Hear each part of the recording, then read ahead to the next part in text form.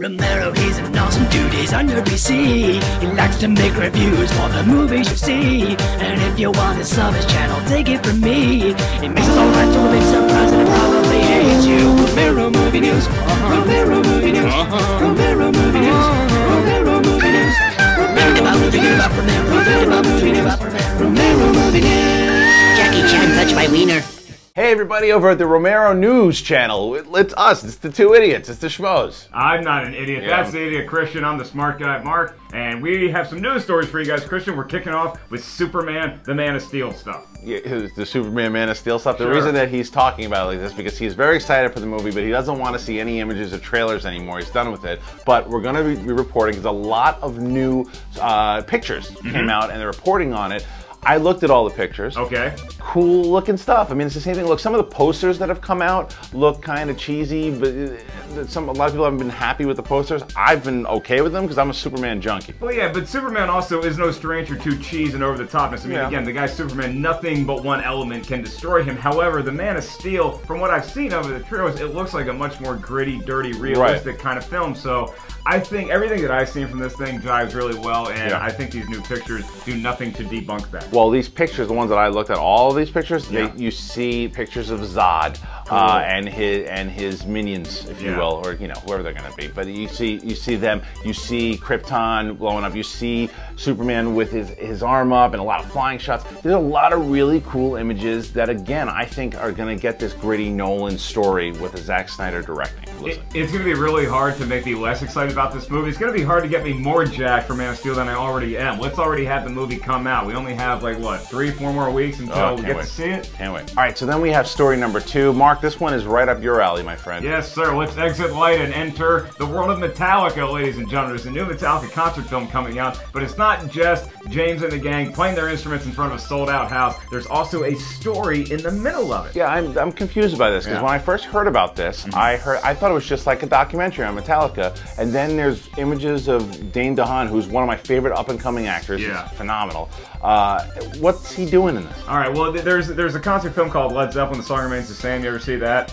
It's more or less a concert film, but there's interspersed just kind of weird images of each of the band members doing their own thing. This is going to take that and develop it further. There's like some kid stoned at the concert walking around going, oh, I like this, it's one. Very close. It's actually, he plays one of the roadies, and he's out on this kind of mission in this weird world, and he has to help, he has to find some stuff, and then it'll cut back to the band playing other songs, and then back, so it's weaving this strange kind of short film in with concert footage. It's either going to work great, or it's going to be very, very embarrassing for Metallica. Either way, there's still going to be the great music. But at this point, I haven't really seen anything that Dane DeHaan has done where you can attach embarrassing with so far. The guy's pretty damn good. Yeah, and I know he's not a household name yet, but for us, it's like, if that kid is doing it, then I'm on board. And you have that band Metallica, who I hear is good. The next story, Mark, we talked about on our podcast. There's a lot of news going on with the Avengers and how the Avengers 2, there could be problems because the cast needs more money. A lot of success, a lot of money. Downey making so much money, the other cast not so much. What's going on? Mo money, mo problems. Well, look, I think Downey would deserve more money, especially in the first Avengers film, because without Iron Man, none of those other films even exist the way that they do now, and especially the Avengers. But the Avengers 2,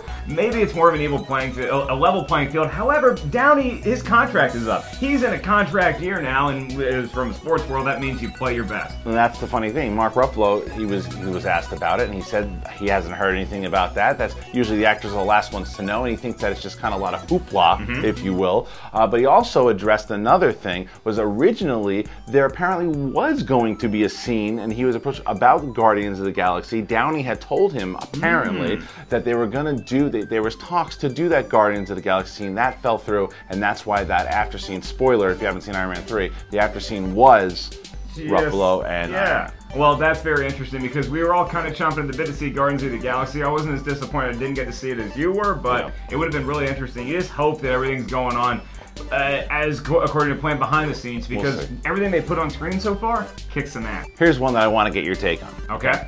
All right, so Warner Brothers has announced that they're finally going to do something with Gremlins. Now, Spielberg had always said he wasn't sure he was going to let the rights up to it, and they didn't know if they were going to do Gremlins 3 or they were going to reboot it. To no one's surprise, they're rebooting it.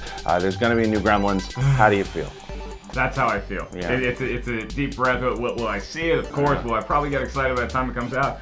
Sure, but I love the original Gremlins movie. I'd rather see something else done with that than just see what I've already seen. Maybe this is how, you know, hardcore fans of those Spider-Man movies in the early 2000s were feeling, but I'm just worried about it. I think they're gonna make it more like a kids movie this time around, because the first one was pretty scary when Joe Dante did it. The first one, the second one was a joke. Deagle. Yeah, the first, you love Deagle. It's maybe one of the funniest things I've ever seen in movie history when they shoot Deagle out the window. Gizmo Kaka. It's a great movie. It was a thriller. It scares the crap out of you if you're 10. I just hope that 10-year-olds don't go to this thing and going, oh, this is just like Despicable Me, because it's not. It's Gremlins, but.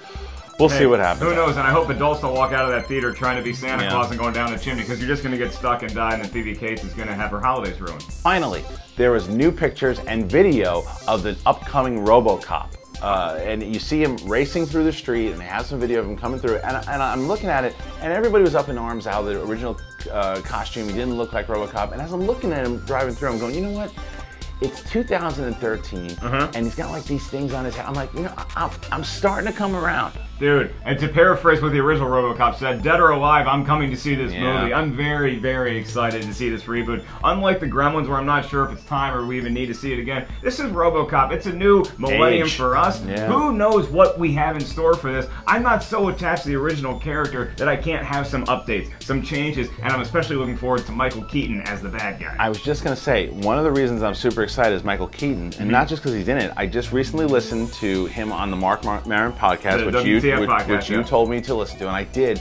And he talks about how this director is doing new things and stuff that he really blew him away, and how he's very excited to be on the project. Let's not forget that Michael Keaton is the same guy that he didn't like the script of the third Batman movie enough to say that, and so he was like, hey, I don't need this. So Michael Keaton, if he's going to be in a film, he must have some sort of artistic appreciation for what's going on. That's really hard to say. That's okay.